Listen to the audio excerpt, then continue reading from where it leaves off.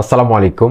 Islamic YouTube চ্যানেলের সঠিক category কি হবে? বন্ধুরা, এটা নিয়ে কিন্তু অনেকের আসলে কনফিউশনে রয়েছেন, ক্যাটাগরি কোনটা দিব। ইউটিউবে অনেক ভিডিও দেখেছেন আপনারা, কিন্তু এক এক ভিডিওতে এক এক তথ্য দিচ্ছে ইউটিউবাররা।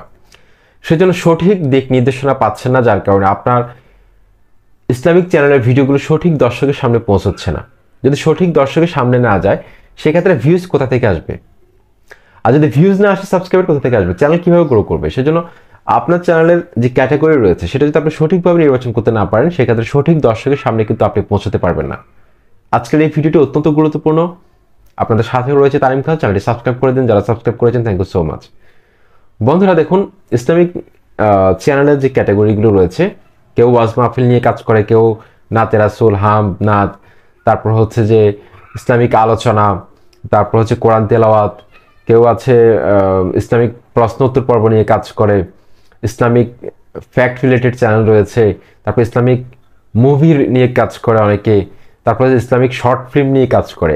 অনেক ক্যাটাগরি রয়েছে। এখন কোন ক্যাটাগরিতে কোনটা ফেলবেন আপনি, সেটা কিন্তু আপনাকে জানতে হবে। তা না হলে আপনি যদি সবগুলো ইসলামিক চ্যানেলগুলোকে যদি এক মনে করেন ক্যাটাগরি, সেই ক্ষেত্রেও কিন্তু আপনার ভিডিওগুলো সঠিক দর্শকের সামনে পৌঁছাবে না। আজকের এই ভিডিওটি অত্যন্ত গুরুত্বপূর্ণ বন্ধুরা।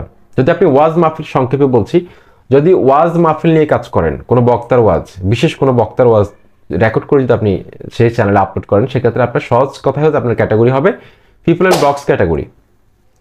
কোনো বক্তার যদি ওয়াজ মাহফিল এগুলো নিয়ে কাজ করেন, বা প্রশ্ন উত্তর পর্ব, ইসলামিক জিজ্ঞাসা, এই রিলেটেড যদি আপনার চ্যানেলটা হয়, সেক্ষেত্রে, বা ইসলামিক ক্লিপ, ইসলামিক ওয়াজের ক্লিপগুলো কেটে কেটে যারা ভিডিও তৈরি করেন, সেগুলো পিপল অ্যান্ড ব্লগস ক্যাটাগরিতে পড়বে, পিপল অ্যান্ড ব্লগস ক্যাটাগরিতে পড়বে।